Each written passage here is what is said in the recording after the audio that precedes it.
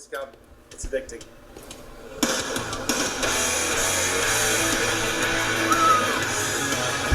What's going on, gang? Man, Moab's gonna be awesome. So, got some cool products I want to share with you. Really excited about some stuff. We got some things for Power Wagons and Moab. Oh, I gotta drop this somewhere. And we got some stuff for the truck. This, I already opened up. All the way from Canada, from Mr. Maple Offroad himself. Man, this thing. Woo! Oh. That is metal! Alright, no, seriously. This is 3/16 steel. It is strong as crud. You're probably wondering, Mike, why would you want one of these? Well, let me tell you why. Because these factory crossbars, skid bars, whatever, they're crap, all right? Let's just be honest. I mean, they work on a stock Power Wagon.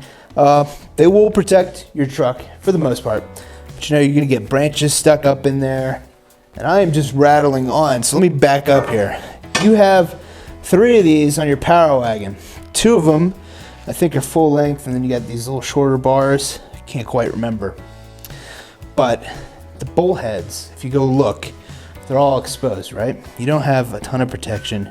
It's easy to shear those bolt heads off. And what happens is, you shear a bolt head, you end up tearing another one, and this thing is dangling on the trail. Now this has happened to me.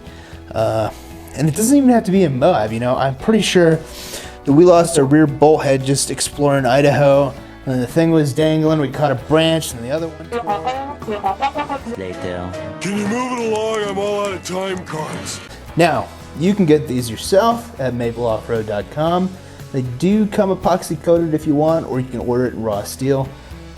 Because I wanted it really quickly, I just went with raw steel.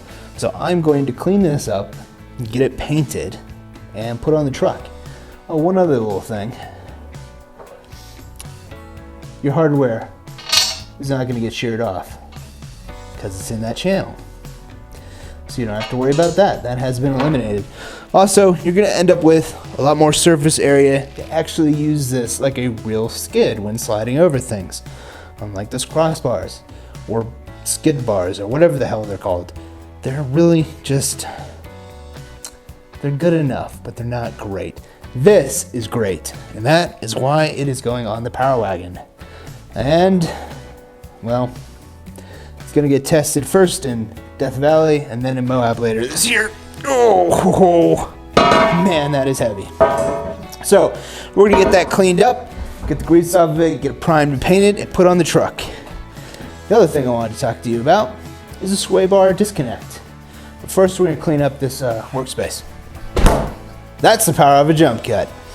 Or YouTube. All right, guys, all cheesiness aside, fair warning, if you are still watching this video, I might be jacked up on Mountain Dew. Just a little. I will try to slow it down. So, this is what I was really excited about sharing with you guys.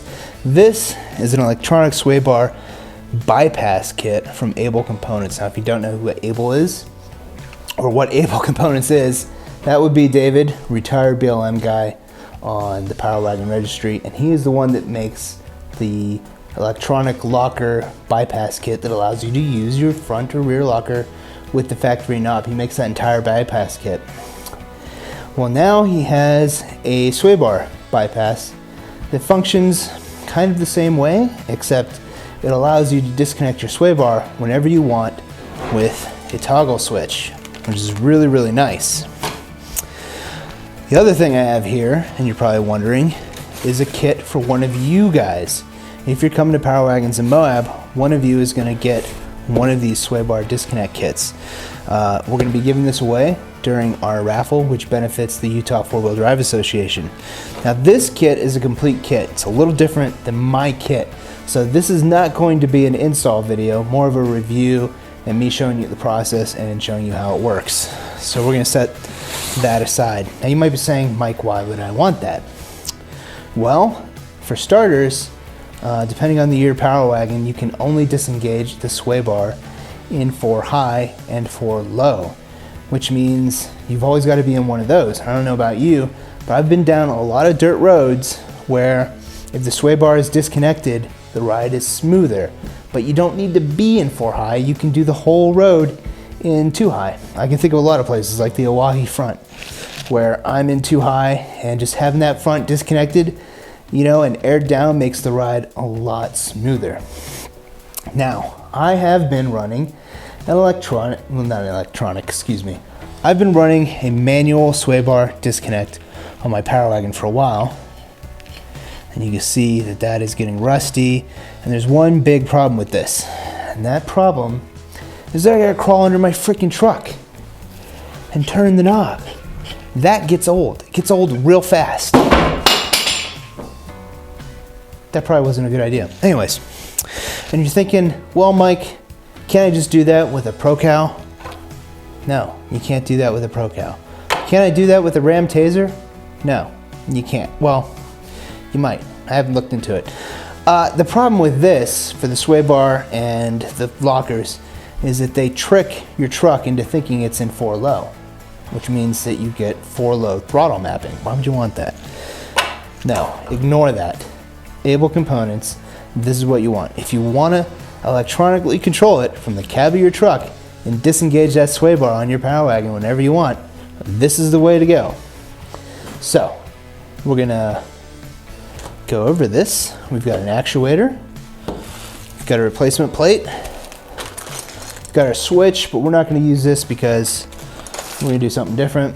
We've got a wiring harness, we've got sealant, zip ties, and an extension piece. So we got everything we need to get this installed on my truck.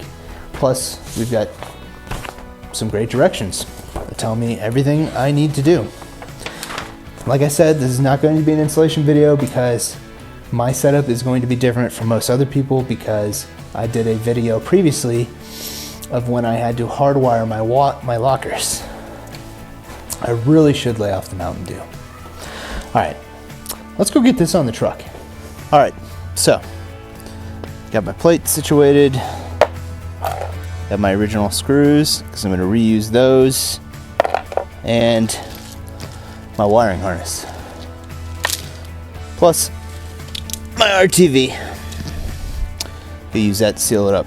So let me get this plate installed first, along with the actuator, and then we'll do the wiring harness.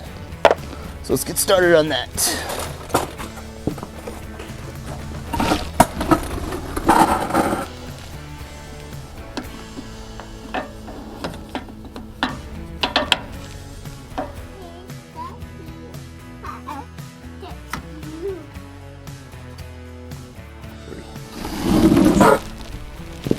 All right, now that that's installed, we're gonna move on to this wiring harness. I think I'm gonna do not a full install today. I'll explain why in a minute. All right, now that we've got that installed, we can move on to the wiring harness. Now this is easy. That's obviously going down to the actuator, so we'll end up routing that down there. And Abel Components has taken the time to label everything on their harness. So for example, we got left front body ground bolt, so we'll do that. We've got fuse box, add a fuse, trim to length and crimp on. Okay, probably not actually gonna do that. I'm gonna do this a different way. And then we've got, got our sway bar rocker switch right here. So you got yellow brass, brown center, and black ground. So, all I need is my switch, which I've forgotten. So let's get that. There we go, cheese. All right, so now we got our switch. So, I don't think I'm gonna do this fully because I actually am in the middle of another project that I am making another video for, and that is an alternative to the S-Pod. So what I wanna do is a temporary install for today, so we can take this out on the trail and do some testing. All right, so I've got my wires run. Now I'm going to do the rocker switch. Now Abel provides you with a rocker switch which uses an incandescent bulb, and it's looking for a ground. However, I have my own rocker switches. They're LED and they're constant lit, and then the top lights up when you turn them on. So in order to do that, I'm gonna have to do things a little bit differently. I'm gonna need to use a relay so that I can power my switch while also sending ground back to the Swaybar disconnect, which is what it's looking for. All right, so I'm gonna go ahead and wire that up.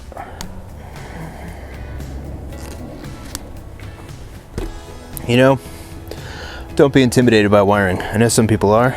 You shouldn't be. I mean, look at me. I'm no expert. Just play one on YouTube.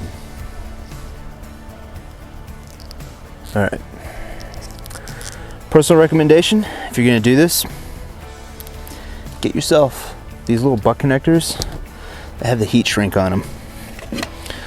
Waterproof, work really nicely.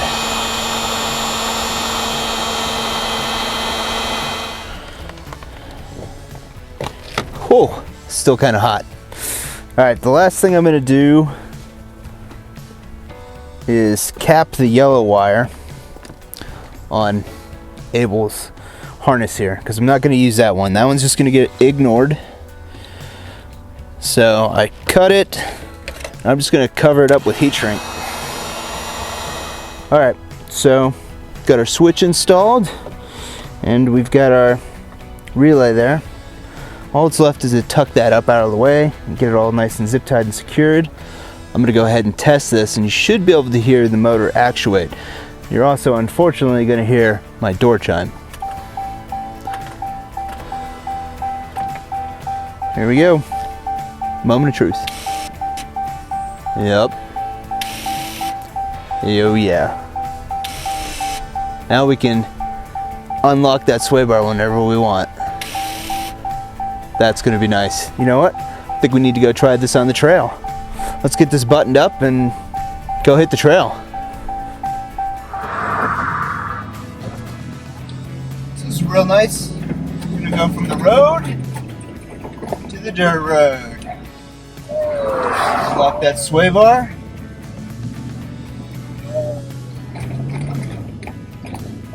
Oh yeah.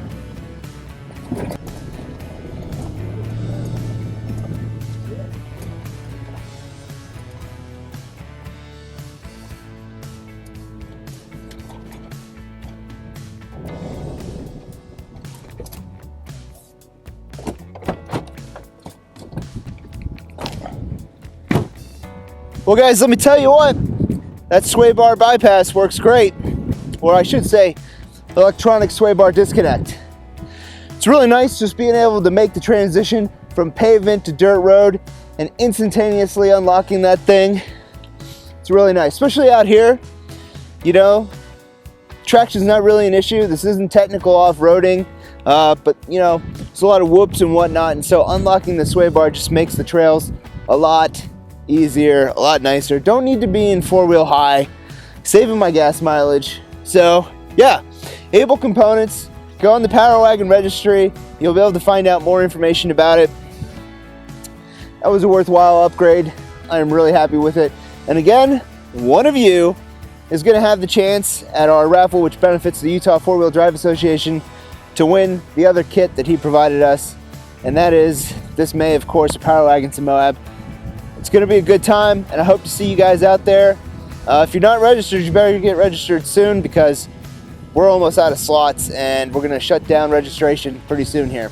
Anyways, guys, I hope you liked this video. I know it was a little delayed, but if you did like it, I would love it if you hit the like button down below. Leave a comment in the comment section. And yeah, I hope to see you again in the next video. Until then, thanks for visiting Off-Road Treks, and see you next time. That was also a cheesy outro, but whatever, I've only recorded this 30 times. Take it easy, gang.